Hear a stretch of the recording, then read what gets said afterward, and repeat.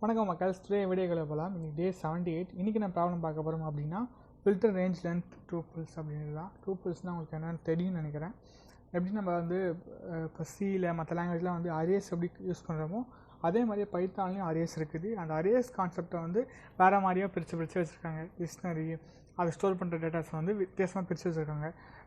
Dictionary, list, டூப்பிள்னு சொல்லிட்டு எல்லாமே ஒரே மாதிரி ஒரே ஒரு வேரியபிள் வந்து ஒரு டேட்டாவை ஸ்டோர் பண்ணும்.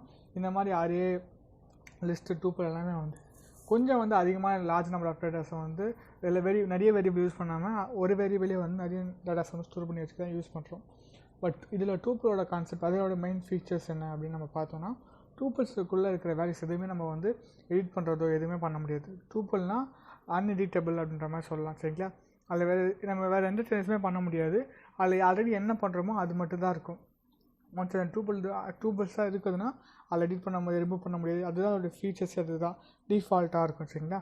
இதெல்லாம் வந்து எங்கே யூஸ் பண்ணலான்னா, நீங்கள் இதே ஒரு பைத்தான்லாம் வச்சு நீங்கள் ஒரு ஆப் டெவலப் பண்ணுறீங்க, ஏதாவது வெப்சைட் பண்ணுறீங்க, ஃப்ளாஸ்க் யூஸ் பண்ணி டிஜாங்கோ யூஸ் பண்ணி பண்ணுறீங்கன்னா, அப்போ ஏதாவது ஜேசன் ஃபைலோ ஏதாவது யூஸர்கிட்ட ஏதாவது டேட்டாஸ் வாங்கினீங்கன்னா அதை நீங்கள் டூப்பிளாக வாங்கினீங்கன்னா அதை அவங்களால எடிட் பண்ணவே முடியாதுன்னா நீங்கள் என்ன வாங்குறீங்களோ அதுதான் அங்கே ஷோ ஆகும். ஸோ அந்த மாதிரி இதில் வந்து இது மாதிரி கான்டாக்ட் வந்து யூஸ் ஆகும். ஸோ இந்த ப்ரோக்ராமில் நம்ம என்ன பார்க்க போகிறோம்னா, சம் டிக்ஷனரி வேல்யூஸ்லாம் நம்ம கொடுப்பாங்க, சில ரேஞ்ச் கொடுப்பாங்க.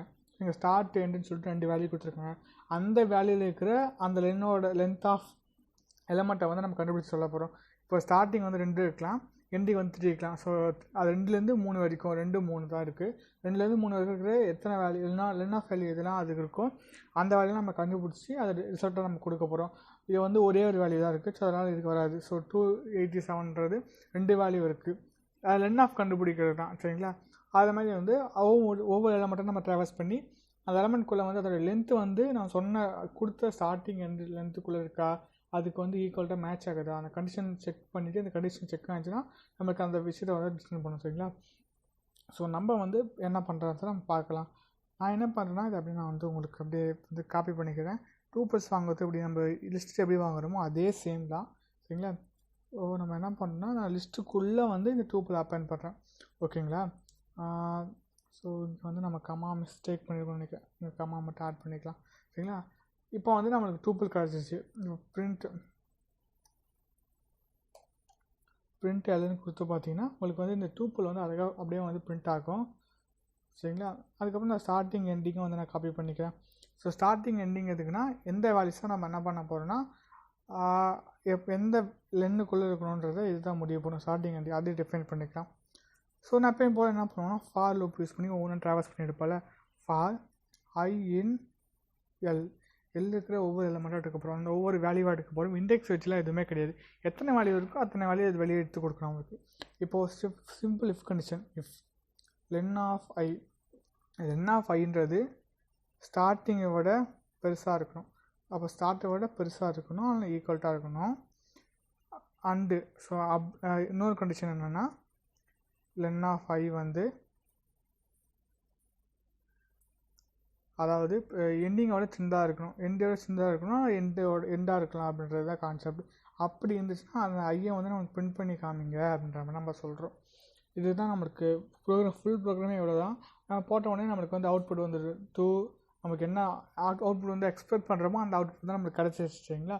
இது வந்து சிம்பிளான ஒரு ஃபார் லூப்பில் ஒரு 3 லைனில் வந்து நம்ம போட்டு ஷோ பண்ணுறோம். பட் இதை வந்து நம்மளுக்கு ஒரே லைனில் போடுறதுனால போடலாம். ஸோ அதை எப்படி பண்ண போகிறோம் அப்படின்றத பார்க்கலாம். சரிங்களா? இதுக்கு வந்து நம்ம 3 விஷயத்தை யூஸ் பண்ண போகிறோம்.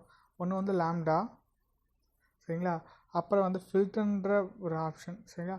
இது ரெண்டுமே வந்து வேறு ஃபங்க்ஷன், டிஃபால்ட் ஃபங்க்ஷன்ஸ். எப்படி யூஸ் பண்ண போகிறோம் அப்படின்னா என்னன்றதை நீங்கள் முன்னாடியே தெரிஞ்சுன்றது தான் உங்களுக்கு யூஸ் ஆகும். லாம்டான்றது ஒரு அட்டானமஸ் ஃபங்க்ஷன். ஸோ அந்த ஃபங்க்ஷன் என்ன பண்ணணும், நம்மளுடைய ஒரு யூஸர் டிஃபைன் பண்ணி ஒரு ஃபங்க்ஷன் பண்ணுறோம். இங்கே ஒரு பிரிண்ட் ஆஃப்னு ஒரு ஃபங்க்ஷனை கால் பண்ணுறோம், இல்லைன்னா ஒரு ஃபங்க்ஷன். இதெல்லாம் வந்து ஆல்ரெடி வந்து இந்த பைத்தான் லாங்குவேஜ் டெவலப் பண்ணும்போது இதுக்கான சோர்ஸ் கோடெலாம் அதை டெவலப் பண்ணி வச்சுருப்பாங்க. நம்ம அந்த கோடை வந்து எடுத்து அந்த ஃபங்க்ஷனுக்குள்ளே நம்மளுடைய வேல்யூஸை பாஸ் பண்ணி அவுட்புட்டாக வாங்கிக்கிறோம். அதே மாதிரியே தான் லாம்டான்றது ஒரு அட்டானமஸ் ஃபங்க்ஷன். அந்த ஃபங்க்ஷனுக்குள்ளே நம்ம வேல்யூஸை வந்து என்ன வேணால் பண்ணிக்கலாம், அந்த எலமெண்ட்டுக்குள்ளே வேல்யூ. ஸோ அதை நான் எப்படி பண்ணுறது தான் பாருங்கள். ரீசெண்டாக ஒரு வேரியபிள்குள்ளே என்ன பண்ணுறேன்னா லாம்டாவை நம்ம பாஸ் பண்ண போகிறோம். சரிங்களா? லாம்டாவில் என்ன பண்ணோம்னா ஒவ்வொரு எலமெண்ட்டாக எடுக்க போகிறோம். எலமெண்ட் அப்படின்னு நினைக்கிறேன். அந்த ஒவ்வொரு எலமெண்ட்டையும் எடுக்க போகிறோம். எடுத்த ஒவ்வொரு எலமெண்ட்டையும் நான் பண்ணால் செக் பண்ணணும். சரிங்களா? இந்த ஒவ்வொரு எலமெண்ட்டும் சரிங்களா என்னவா இருக்கணும்னா, நம்ம அங்கே ஆல்ரெடி செக் பண்ணி கண்டிஷன் இருக்குல்ல, ஒவ்வொரு எலமெண்ட்டும் லென் ஆஃப் ஐன்ற லென் ஆஃப் எலமெண்ட்டும் என்னவா இருக்கணும்னா ஸ்டார்ட்டை விட கம்மியும் அண்ட்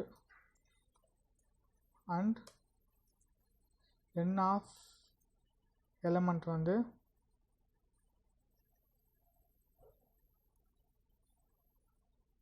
எண்டை விட சின்னதாக இருக்கணும் அப்படின்றது, அதுக்கு ஈக்குவலாக இருக்கணும் அப்படின்றது தான் இது சிம்பிள் இஃப் கண்டிஷன். ஸோ இதுக்கப்புறம் என்னத்தை பாஸ் பண்ணணும், நம்ம வந்து இன்னொரு வேல்யூ பாஸ் பண்ணணும். என்ன வேல்யூ நம்ம பாஸ் பண்ணோம் அப்படின்னா, எந்த எலமெண்ட்டை நீங்கள் பாஸ் பண்ண போகிறீங்க அப்படின்றது தான். எந்த எலமெண்ட் என்ன லிஸ்ட்டு நம்ம பாஸ் பண்ண போகிறோம்னா, இங்கே வந்து எல்லுன்றது தான் இங்கே லிஸ்ட்டு. ஸோ அந்த லிஸ்ட்டை வந்து நம்ம பாஸ் பண்ண போகிறோம். ஓகேங்களா? ஸோ இப்போ நம்ம ரன் பண்ண உடனே நமக்கு வந்து இது வந்து ஒழுங்காக ரன் ஆகணும். நான் வந்து இங்கே லாம்டா வந்து யூஸ் பண்ணிக்கிறேன்.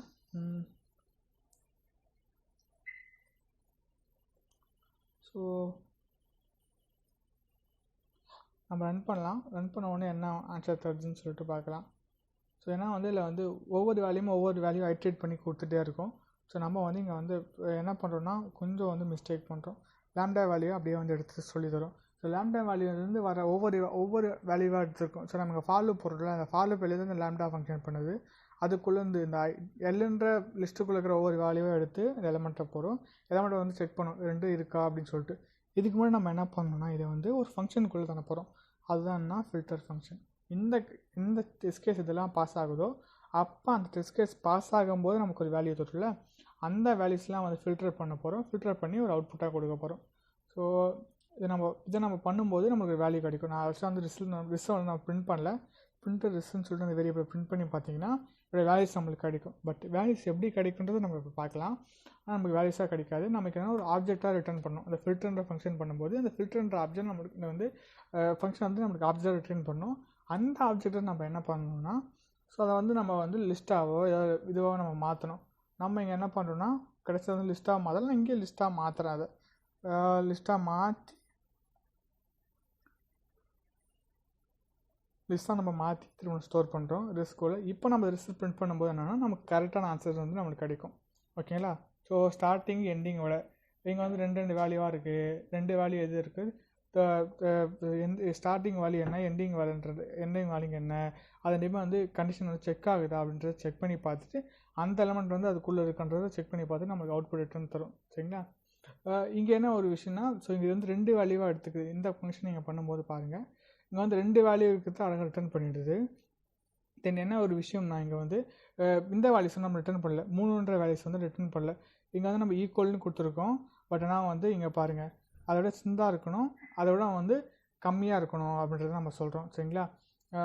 லென் ஆஃப் 0 வந்து ஸ்டார்ட்டை விட அதிகமாக இருக்கணும்னு சொல்லிட்டு நம்ம வந்து கண்டிஷன் தப்பாக எழுதியிருக்கோம். ஸோ அந்த கண்டிஷன் வந்து நம்ம கரெக்டாக எழுதணும்னா அது வந்து ஸ்டார்ட்டை விட அதிகமாக இருக்கலாம், கம்மியாக இருக்கலாம். அப்படின்னா வந்து 2 விட கம்மியாக இருக்கலாம், அதோட அதிகமாக இருக்கலாம் தான் கண்டிஷன். ஸோ இந்த கண்டிஷன் நம்ம எழுதும்போது இந்த கிரேட்டர் தென் லெசனில் நம்ம ஒரு சின்ன மிஸ்டேக் பண்ணுவோம். அது மட்டும் நம்ம கரெக்டாக இருந்தால் போதும்.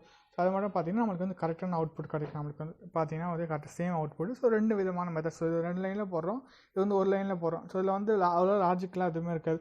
ஃபாலோஅப்பில் வச்சே போட்டுரும். பட் ஒரு சின்னனால ஃபாலோஅப்பில் போட்டுரும். இதில் வந்து நிறைய டேட்டாஸ் இருக்குது அப்படின்ற பட்சத்தில் நம்ம ஃபில்டர்ஸ் லாம்டாஸ்லாம் வந்து ரொம்ப நம்மளுக்கு யூஸ்ஃபுல்லாக இருக்கும். சரிங்களா? இந்த ப்ரோக்ராம் உங்களுக்கு ரொம்ப புரிஞ்சிருக்கும்னு நினைக்கிறேன். தேங்க்ஸ் ஃபார் வாட்சிங்.